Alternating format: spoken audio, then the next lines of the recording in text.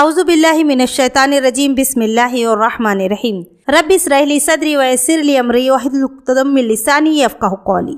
আসসালামু আলাইকুম ওয়া রাহমাতুল্লাহি ওয়া বারাকাতুহু। আজকে আমরা 180তম ভিডিও পোস্ট করতে আছি, যেখানে আমরা আম্বিয়া কিরাম অধ্যায়টিকে কন্টিনিউ করব। তাহলে আজকের ভিডিও শুরু করা যাক। বিসমিল্লাহির রহমানির রহিম। কিয়ামতের ময়দানে রাসূলুল্লাহ সাল্লাল্লাহু আলাইহি সাল্লামের সুপারিশ পেশ। 3102 নম্বর হাদিস। হযরত আবু হুরায়রা রাদিয়াল্লাহু তাআলা আনহু থেকে বর্ণিত, তিনি বলেন, আমরা নবী করিম সাল্লাল্লাহু আলাইহি সাল্লামের সঙ্গে এক ভোজন অনুষ্ঠানে হাজির ছিলাম। তার সামনে রান্না করা খাসির সামনের বাহু পেশ করা হলো। এটা তার নিকট খুবই প্রিয় ছিল। তিনি তা হতে এক টুকরা গোস্ত আহার করলেন এবং বললেন, আমি রোজ হাশরে সমগ্র মানবজাতির নেতা হব। তোমরা কি জানো কিভাবে আল্লাহ রোজে হাশরে পূর্ববর্তী ও পরবর্তী সকল মানুষকে একটি বিশাল সমতল অন্তরে সমবেত করবেন? এমনভাবে তা সমতল করা হবে যেন একজন দর্শক তাদের সকলকে দেখতে পায় এবং আহ্বানকারীর আহ্বান সকলের নিকট পৌঁছে যায়। সূর্য তাদের খুব নিকটে আগমন করবে। তখন কোনো কোনো লোক বলবে, তোমরা কি লক্ষ্য করছো না যে কি অবস্থায় পড়েছ এবং কি কঠিন পরিস্থিতির সম্মুখীন হয়েছ? তোমরা কি এমন লোককে খোঁজ করবে না যিনি তোমাদের রবের নিকট সুপারিশ পেশ করবেন? অপর কিছু লোক বলবে, তোমাদের আদিপিতা আদম আছেন, তার নিকট চলো। অতঃপর সকলে তার কাছে গমন করবে এবং বলবে, হে আদম, আপনি সমগ্র মানবজাতির আদিপিতা। আল্লাহ আপনাকে স্বহস্তে সৃষ্টি করেছেন এবং স্বীয় রুহু আপনার মধ্যে ফুঁকেছেন। ফেরেশতাদেরকে আপনাকে সম্মান প্রদর্শনের নির্দেশ দিয়েছেন। তারা সকলেই আপনাকে সিজদাও করেছেন এবং আপনাকে আল্লাহ জান্নাতে বসবাস করতে দিয়েছেন। সুতরাং আপনি কি আমাদের জন্য আপনার রবের নিকট সুপারিশ করবেন না? আপনি কি প্রত্যক্ষ করছেন না আমরা কি অবস্থায় আছি এবং কত দুঃখ কষ্টের সম্মুখীন হয়েছি? তখন আদম আলাইহিস সালাম বলবেন, অদ্য আমার আল্লাহ এত ক্রোধান্বিত আছেন যে এর পূর্বে কখনো এমন হননি, আর পরেও হবেন না। এছাড়া তিনি আমাকে একটি বৃক্ষের ফল খেতে নিষেধ করেছিলেন, কিন্তু আমি হুকুম অমান্য করেছি। এখন আমার নিজেকেই ইয়া নাফসি বলতে হচ্ছে। সুতরাং তোমরা অন্য কারোর নিকট যাও। হ্যাঁ, নূহের নিকট চলে যাও। তখন সকলে নূহ আলাইহিস সালামের নিকট চলে যাবে এবং বলবে, হে নূহ, দুনিয়ার আদিবাসীদের প্রতি আপনি ছিলেন প্রথম রসুল। আল্লাহ আপনাকে কৃতজ্ঞ বান্দায় আখ্যায়িত করেছেন। আপনি কি প্রত্যক্ষ করছেন আমরা কি দুরবস্থায় নিপতিত? আপনি লক্ষ্য করছেন না আমরা কত দুঃখ ক্লেশের সম্মুখীন? আপনি কি আপনার রবের নিকট আমাদের জন্য সুপারিশ করবেন না? তখন তিনি বলবেন, অদ্য আমার রব এমন ক্রোধান্বিত আছেন যেমন এর পূর্বে আর কখনো হননি, আর পরেও কখনো হবেন না। এখন আমার নিজেরই ইয়া নাফসি বলতে হচ্ছে। বরং তোমরা নবী মুহাম্মদ সাল্লাল্লাহু আলাইহি সাল্লামের নিকট যাও। তখন তারা আমার নিকট আসবে। আমি আরশের নিচে সিজদায় পতিত হব। তখন বলা হবে, হে মুহাম্মদ, মাথা তুলুন, সুপারিশ করুন। আপনার সুপারিশ গৃহীত হবে। আপনি যা কিছু ইচ্ছা তাই চান, আপনাকে তাই প্রদান করা হবে। 3103 নম্বর হাদিস। রাসূলুল্লাহ সাল্লাল্লাহু আলাইহি সাল্লাম ফাহাল মিন মুদাক্কির সূরা সর্বসাধারণের মধ্যে প্রচলিত কিরাতের অনুরূপী পড়েছেন। 3104 নম্বর হাদিস। হযরত আনাস ইবনে মালিক রাদিয়াল্লাহু তাআলা আনহু থেকে বর্ণিত, তিনি বলেন, আবু যর রাদিয়াল্লাহু তাআলা আনহু হাদিস বর্ণনা করতেন যে রাসূলুল্লাহ সাল্লাল্লাহু আলাইহি সাল্লাম বলেছেন, মিরাজের রজনীতে যখন আমি মক্কায় ছিলাম, আমার ঘরের ছাদ উন্মুক্ত হয়ে গেল। অতঃপর জিবরাইল আলাইহিস সালাম আসলেন এবং আমার বক্ষ বিদীর্ণ করলেন আর জমজমের পানি দ্বারা তা ধৌত করলেন। অতঃপর হিকমত ও ঈমান পরিপূর্ণ একখানা স্বর্ণের তস্তরিতে এনে তা আমার বক্ষে প্রবেশ করিয়ে দিলেন। অতঃপর আমার বক্ষ সেলাই করে পূর্বানুরূপ করে দিলেন। তারপর তিনি আমার হাত ধরলেন এবং আসমানের দিকে তুলে নিলেন। যখন পৃথিবীর নিকটতম আকাশে অর্থাৎ প্রথম আকাশে পৌঁছলেন, তখন জিবরাইল আলাইহিস সালাম আকাশের দ্বাররক্ষীকে বললেন, দরজা খুলুন। দ্বাররক্ষী জিজ্ঞেস করলেন, কে? জবাব দিলেন, আমি জিবরাইল। দ্বাররক্ষী জানতে চাইলেন, আপনার সাথে আর কেউ আছেন কি? বললেন, আমার সাথে মুহাম্মদ সাল্লাল্লাহু আলাইহি ওয়াসাল্লাম আছেন। দ্বাররক্ষী জিজ্ঞেস করলেন, তাকে কি ডাকা হয়েছে? তিনি বললেন, হ্যাঁ। অতঃপর দরজা খোলা হলো। এখন আমরা আকাশের উপর আরোহণ করলাম। হঠাৎ লক্ষ্য করলাম এক ব্যক্তির ডানে একদল লোক এবং বামেও একদল লোক। তিনি যখন ডান দিকে তাকান তখন হাসতে থাকেন, আর যখন বাম দিকে তাকান তখন কাঁদতে থাকেন। আমাকে দেখে তিনি বললেন, স্বাগতম হে নেক নবী এবং নেক সন্তান। আমি জিজ্ঞেস করলাম, হে জিবরাইল, ইনি কে? তিনি বললেন, ইনি আদম আলাইহিস সালাম। তার ডান ও বামের এসব লোক হলো তার সন্তানদেরই রুহু। এদের মধ্যে ডান দিকেরগুলো হলো বেহেস্তি আর বাম দিকেরগুলো হলো দোজকি। এই জন্য যখন ডান দিকে তাকান তখন হাসেন, আর যখন বাম দিকে তাকান তখন কাঁদেন। অতঃপর জিব্রাইল আমাকে নিয়ে আরও ঊর্ধ্বে আরোহণ করলেন, এমনকি দ্বিতীয় আসমানে পৌঁছে গেলেন। তখন তিনি এই আসমানের দ্বাররক্ষীকে বললেন, দরজা খুলুন। দ্বাররক্ষী তখন তাকে প্রথম আসমানের দ্বাররক্ষীর যেমন প্রশ্ন করেছিলেন ঠিক তদ্রূপ প্রশ্ন করলেন। অতঃপর তিনি দরজা খুলে দিলেন। আনাস রাদিয়াল্লাহু তাআলা আনহু বলেন, আবু যর উল্লেখ করেছেন যে নবী করিম সাল্লাল্লাহু আলাইহি সাল্লাম আসমানসমূহে ইদরিস, মুসা, ঈসা ও ইব্রাহিম আলাইহিস সালামের সাক্ষাৎ পেয়েছিলেন। তাদের কারো কি মর্যাদা ছিল আবু যর তা আমার নিকট বর্ণনা করেননি। তবে তিনি শুধু এতটুকুই উল্লেখ করেছেন যে নবী করিম সাল্লাল্লাহু আলাইহি সাল্লাম দুনিয়ার নিকটবর্তী আসমানে আদমের এবং ষষ্ঠ আসমানে ইব্রাহিম আলাইহিস সালামের সাক্ষাৎ পেয়েছিলেন।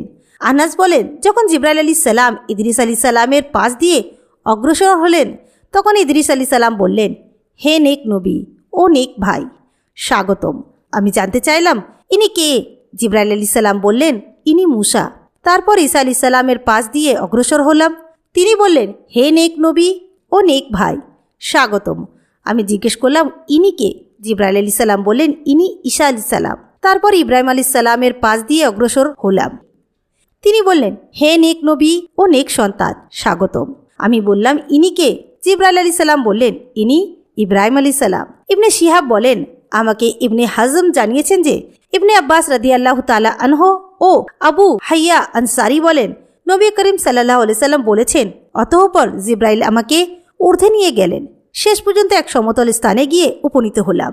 সেখান থেকে কলম সমূহের লেখার খসখস শব্দ শুনতেছিলাম। ইবনে হাজম ও আনাস ইবনে মালিক রাদিয়াল্লাহু তাআলা আনহু বর্ণনা করেছেন, নবী করিম সাল্লাল্লাহু আলাইহি সাল্লাম বলেছেন, তখন আল্লাহ আমার উপর 50 ওয়াক্ত নামাজ ফরজ করলেন। এই নির্দেশ নিয়ে আমি ফিরে চললাম। যখন মুসা আলাইহিস সালামের নিকট দিয়ে যেতে লাগলাম, তিনি জিজ্ঞেস করলেন, আল্লাহ আপনার উম্মতের উপর কি ফরজ করেছেন? বললাম, তাদের উপর 50 ওয়াক্ত নামাজ ফরজ করা হয়েছে। মুসা আলাইহিস সালাম বললেন, আপনার প্রভুর নিকট কমাবার জন্য পুনঃ আরজ করুন, কেননা আপনার উম্মতের এত বেশি শক্তি নেই। তখন আমি ফিরে গেলাম এবং আমার মাবুদের নিকট আবেদন জানালাম। তিনি এর অর্ধেক কমিয়ে দিলেন। অতঃপর আমি মুসা আলাইহিস সালামের নিকট ফিরে আসলাম। তিনি বললেন, আপনার প্রভুর নিকট পুনরায় আবেদন করুন, এবং তিনি পূর্বের মতোই একই কথার উল্লেখ করলেন।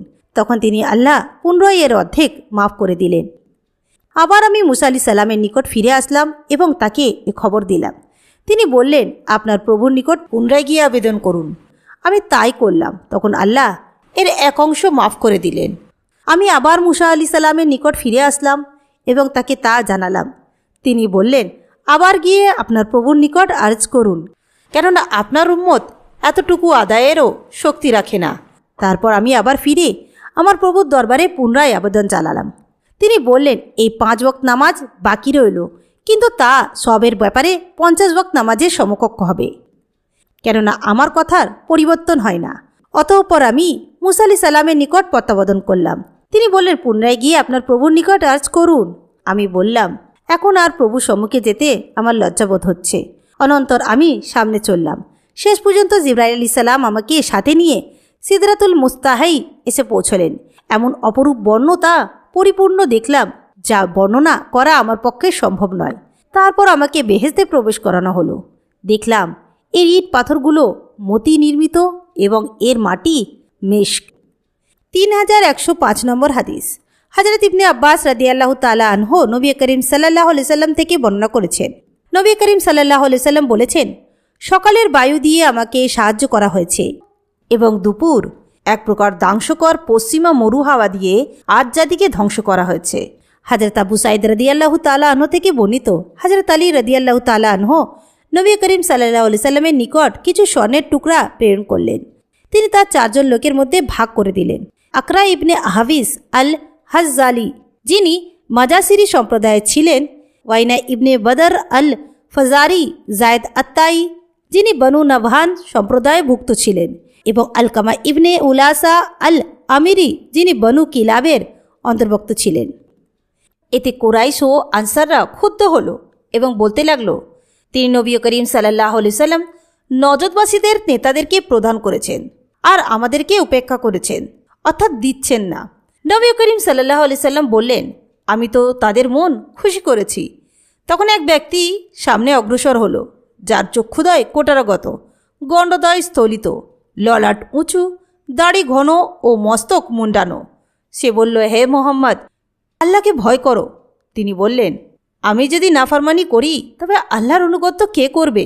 আল্লাহ আমাকে দুনিয়াবাসীর উপর আমানতদার সৃষ্টি করেছেন, আর তোমরা আমাকে আমানতদার মনে করছো না? তখন তার নিকট এক ব্যক্তি ওই লোকটিকে হত্যা করার অনুমতি চাইল। আমার ধারণা ওই ব্যক্তি খালিদ ইবনে ওয়ালিদ ছিলেন, কিন্তু নবী করিম সাল্লাল্লাহু আলাইহি ওয়াসাল্লাম তাকে নিষেধ করলেন।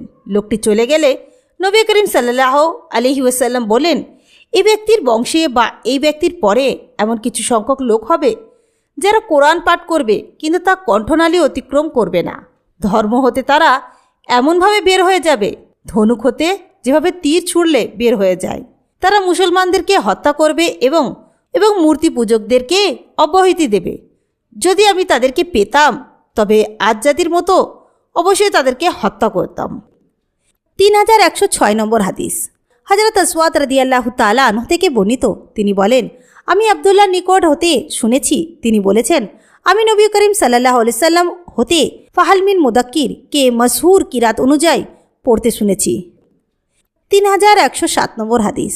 হযরত উম্মে হাবিবাহ বিনতে আবু সুফিয়ান জাইনাব বিনতে জাহাজ হতে বর্ণনা করেছেন, নবী করিম সাল্লাল্লাহু আলাইহি সাল্লাম ভীতু সন্ত্রস্তভাবে তার ঘরে আসলেন এবং বলতে লাগলেন, লা ইলাহা ইল্লাল্লাহ। আরবের লোকদের সে বিপদ হতে অনিষ্ট অত্যাসন্ন হয়ে এসেছে। আজ ইয়াজুজ মাজুজের প্রাচীর এ পরিমাণ ছিদ্র হয়ে গেছে। এ বলার কালে তিনি নিজ শাহাদাত আঙুলি বৃদ্ধা আঙুলির সঙ্গে মিলিয়ে গোল আকৃতি করত ছিদ্রের পরিমাণ দেখালেন। জায়নাব বিনতে জাহেজ বললেন, তখন আমি জিজ্ঞেস করলাম, হে আল্লাহর রসুল, আমাদের মাঝে নেক ও সৎ লোকজন বর্তমান থাকতেও কি আমরা ধ্বংস হব? তিনি বললেন, হ্যাঁ, যখন ঘৃণ ও অশ্লীল প্রভৃতির গুনহার কার্যকলাপ বেশি পরিমাণ বেড়ে যাবে। 3108 নম্বর হাদিস। হযরত আবু হুরায়রা রাদিয়াল্লাহু তাআলা আনহু থেকে বর্ণিত, নবী করিম সাল্লাল্লাহু আলাইহি সাল্লাম বলেছেন, আল্লাহ ইয়াজুজ মাজুজের দেয়ালে এ পরিমাণ ছিদ্র সৃষ্টি করে দিয়েছেন, তিনি স্বীয় শাহাদাত আঙুলির মাথা বৃদ্ধা আঙুলির গোড়ায় লাগিয়ে ছিদ্র আয়তন দেখালেন। তো আজকে আমরা 180তম ভিডিও পোস্ট করলাম, যেখানে আমরা আম্বিয়া কিরাম অধ্যায় কন্টিনিউ করছিলাম। ইনশাআল্লাহ নেক্সট ভিডিওতে এই অধ্যায়টি কন্টিনিউ করব। ইনশাআল্লাহ নেক্সট ভিডিওতে আপনাদের সঙ্গে আবার দেখা হবে। আসসালামু আলাইকুম ওয়া রাহমাতুল্লাহি ওয়া বারাকাতুহু।